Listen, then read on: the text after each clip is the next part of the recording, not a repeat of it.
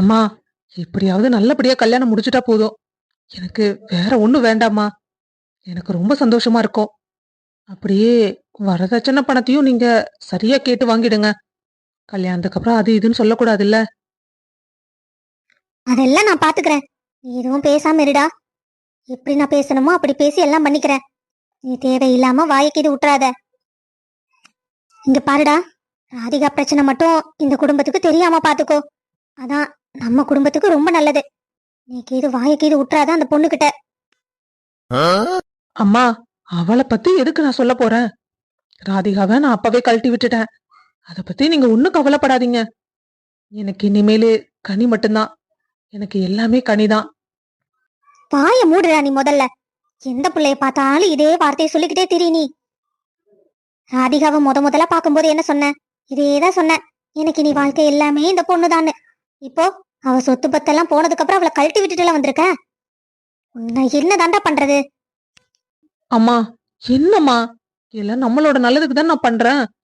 நீங்க என்னமோ நான் சுயநலமா பண்ற மாதிரி பேசுறீங்க. எல்லாம் நான் பொது நலத்துக்காக தான் பண்றேன். நீங்க ஏன் அதை புரிஞ்சுக்க மாட்டேங்கிறீங்க?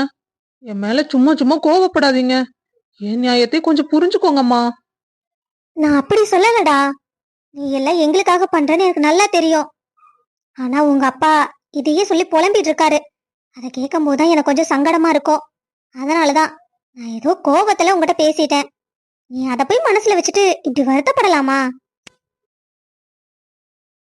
அம்மா, அத்தை வந்துட்டாங்க. என்னக்கா, இன்னும் மருமக ரெடி ஆகலையா?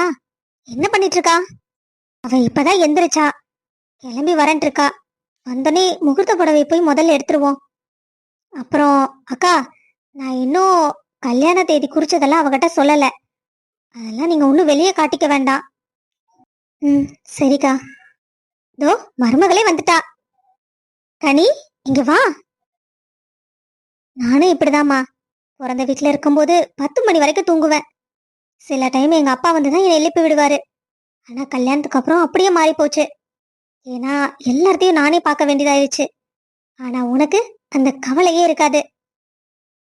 எங்களுக்கு உங்க 2 பேர்த்தோட சந்தோஷம் தான் ரொம்ப முக்கியம். நீ இங்க எப்படி இருக்கியோ அப்படியே அங்கேயே வந்துரு.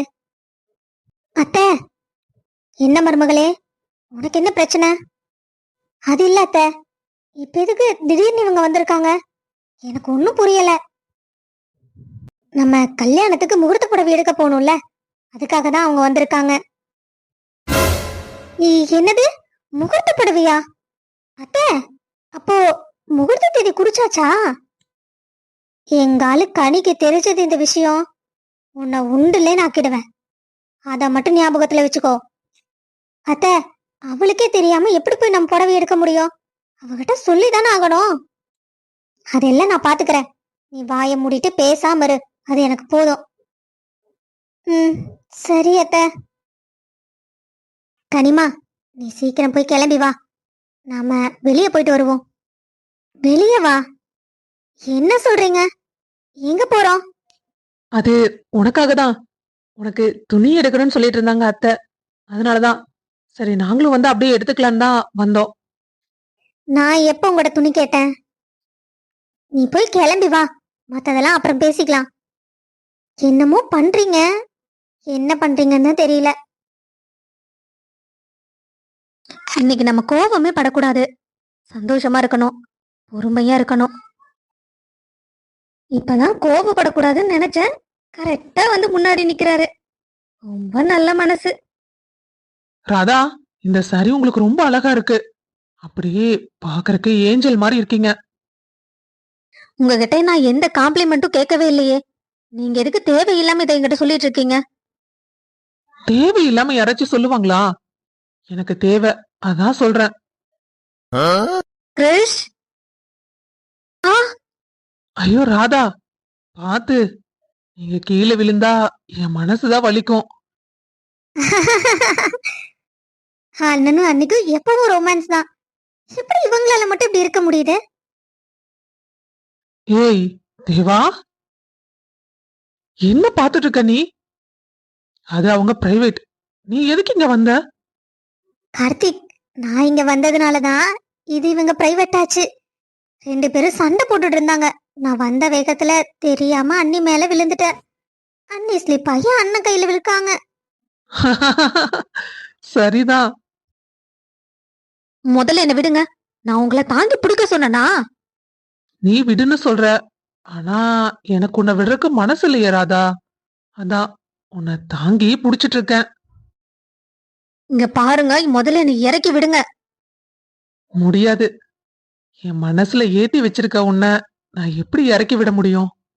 அதுக்கு வாய்ப்பே இல்ல ராதா. டேய் மச்சான், எவன்டா அவன்? இப்பதான் என் பொண்டாட்டிட்ட ஆசையா பேசுறதுக்கான வாய்ப்பே கிடைச்சது. குறுக்க வந்து, டேய் மச்சான், நீ எங்கடா இங்க? சொல்றேன். ராதாவை கொஞ்சம் இறக்கி விட. அப்புறம் சொல்றேன் நானு.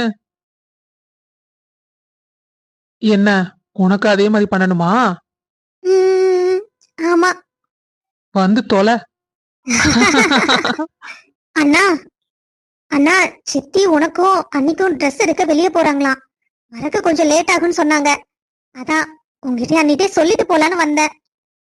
ஆ, அப்புறம் அண்ணி, உங்களை அங்க போய் கணக்கு வழக்கெல்லாம் சரியா இருக்கான்னு ஒரு தடவை பார்த்துட்டு வர சொன்னாங்க. ஆனா தேவா, அன்னைக்கு தானே மேடம் நானே எல்லாம் பாத்துக்கிறேன், நீ எதுவும் பண்ண வேண்டாம்னு சொன்னாங்க. எங்க சித்தியும் என்ன மாதிரிதான்.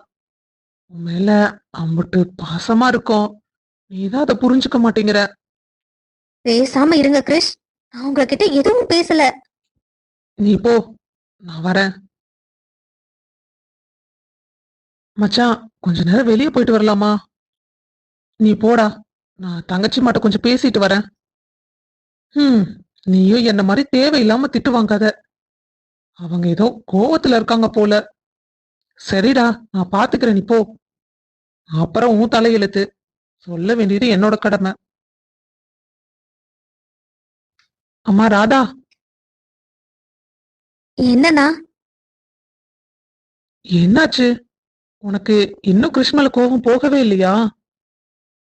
என்னால இது இன்னும் ஏத்துக்கவே முடியல. என்னோட பெர்மிஷன் இல்லாம அவன் எப்படி என் கழுத்துல தாலி கட்டலாம்? அந்த கோவமே எனக்கு குறைய மாட்டேங்குதுண்ணா.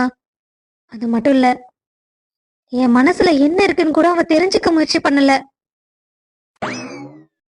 உனக்குதான் அவனை பிடிக்கல.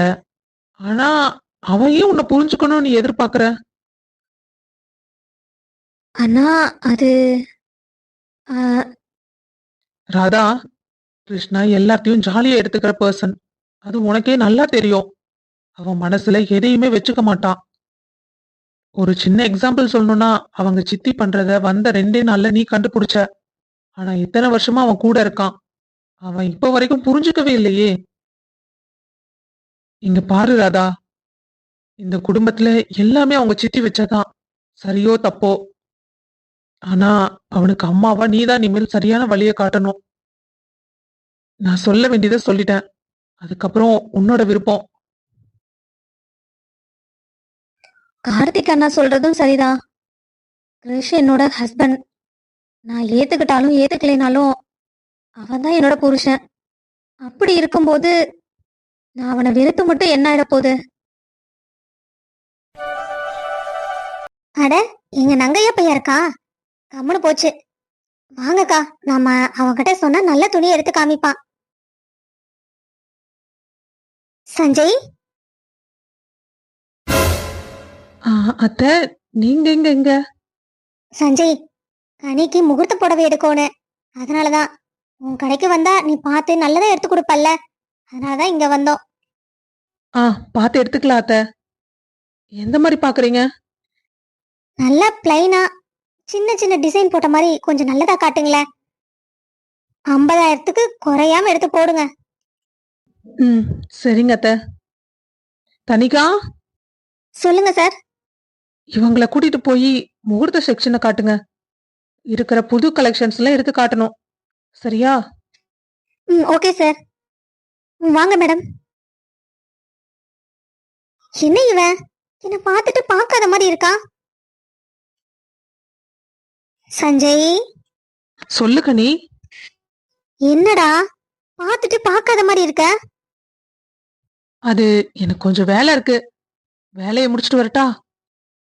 அப்ப என்னை விட உனக்கு வேலைதான் முக்கியம், அப்படிதானே? இனிமே அப்படிதான் கனி. என்னடா எதுவும் பேச மாட்டேங்கிற? இல்ல முக்கியமான வேலை. அதான். சரி, நீ வேலைய பாரு. நாம அப்புறமா பார்க்கலாம். தனியா. இவனுக்கு என்ன ஆச்சு? என்கிட்ட எவ்வளவு திமிரா பேசுவான், இப்ப அமைதியா இருக்கான். அதுவும் கனிக்கிட்ட பேசுறதுக்கு நேரம் இல்லைன்னு சொல்றான். சரி, எது நடந்தாலும் நம்ம நல்லதுக்கு. சார், இங்க என்னதான் நடக்குது? எனக்கு ஒண்ணுமே புரியல. நீங்களும் உங்களை லவ் பண்ணிட்டு தானே இருந்தீங்க. இப்ப என்ன முகூர்த்த புடவை எடுக்க வந்திருக்கேன்னு சொல்றாங்க?